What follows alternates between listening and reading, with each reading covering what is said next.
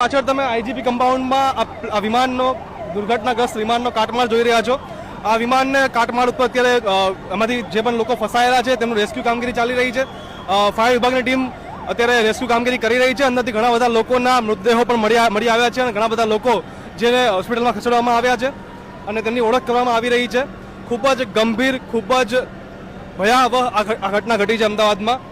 મારી પાછળ જ અત્યારે મેઘાણીનગર ઓલ્ડ કોર્ટની સામેની જગ્યાએ જ આ વિમાનનું કાટમાળ દેખાય છે। વિમાનનું એક બાજુનું વિંગ પડેલું છે અને આ વિંગની હાલત જોતા સમજ આવશે કે આ દુર્ઘટના કેટલી ભયંકર હોઈ શકે છે। સતત પાણીનો મારો ચલાવવામાં આવી રહ્યો છે, જે રેસ્ક્યુ કામગીરી ચાલી રહી છે। ઘણી બધી ડેડ બોડીઝ મળી છે। ડેડ બોડીઝને એક સ્ટ્રેચર પર લગાવવાની પણ સ્થિતિ નથી। શરીર રાખ થઈ ગયા છે અને એક ઝોલીમાં ભરીને લઈ જવા એવી સ્થિતિ સર્જાઈ છે। અહીંયા આગળ ઘણા બધા લોકોના મૃત્યુ થયા છે। લોકોની ઓળખ કરવી પણ મુશ્કેલ બને તેવી સ્થિતિ સર્જાઈ છે। અમદાવાદના ઇતિહાસમાં સૌથી ભયાનક ઘટના છે આ। પ્લેનની અંદર 243 લોકો સવાર હતા અને આ પ્લેન લંડન જઈ રહ્યું હતું। અમદાવાદ એરપોર્ટથી ટેક ઓફ થયા બાદ એ મેઘાણીનગર આઈજીપી ક્વાર્ટર આગળ, આઈજીપીના મેદાન આગળ ક્રેશ થયું છે।